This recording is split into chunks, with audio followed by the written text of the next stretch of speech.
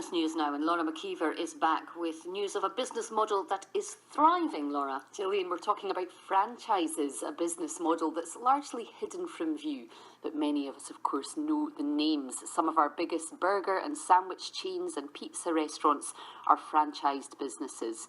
A less obvious franchise business is Barking Mad, and the franchisee, Craig McCann, has been telling us more about what the business does and why the franchise model suits him. When the customers go on holiday, whether it's a weekend or a fortnight, rather than put their dog in a kennel, we are the alternative to the kennel. We match their dog to a host family and then take their dog to stay for that fortnight or weekend in someone else's home. That person follows the routine that the dog's used to, from feeding, exercise, is allowed on the couch, and they follow the routine that the dog would have in its normal home environment. To start with, it was the support that is offered.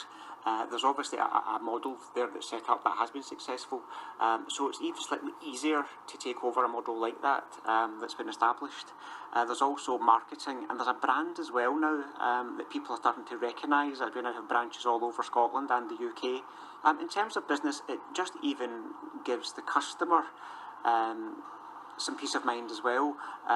We wouldn't cancel a dog booking if we even have a host who becomes ill. We have a backup plan. I can ask one of my other franchisees in Glasgow North or Inverclyde for help if we ever have a problem. So there's all that set up there as well.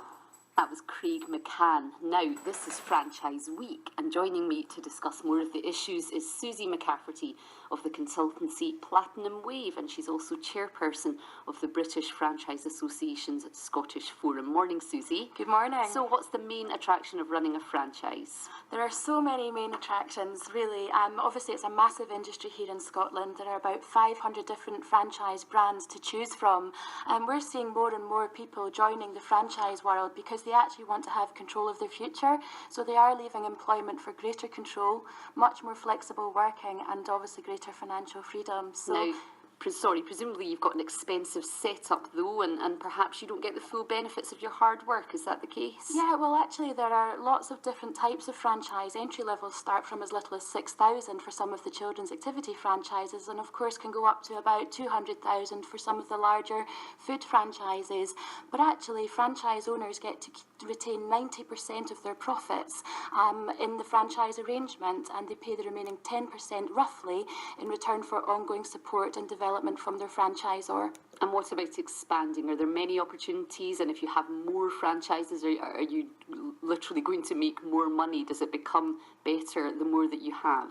Yeah, more and more in some of the food franchises, you actually see around about, for example, in a network of 100 territories, that will be owned by about 45 franchisees. So multiple territory growth is very much encouraged. And what we would always say to anybody looking for a franchise, however, is make sure you choose a franchisor and a brand that has the territories available to let you grow. If you're looking for one territory, that's great, but if you're looking to develop a region, then you need to make sure that there are territories available for you to expand in the future. Susie, thanks for joining us this morning. That was Susie McCafferty there talking about Franchise Week. And before I go, Gary, RBS has sold a further portfolio of its North American loans to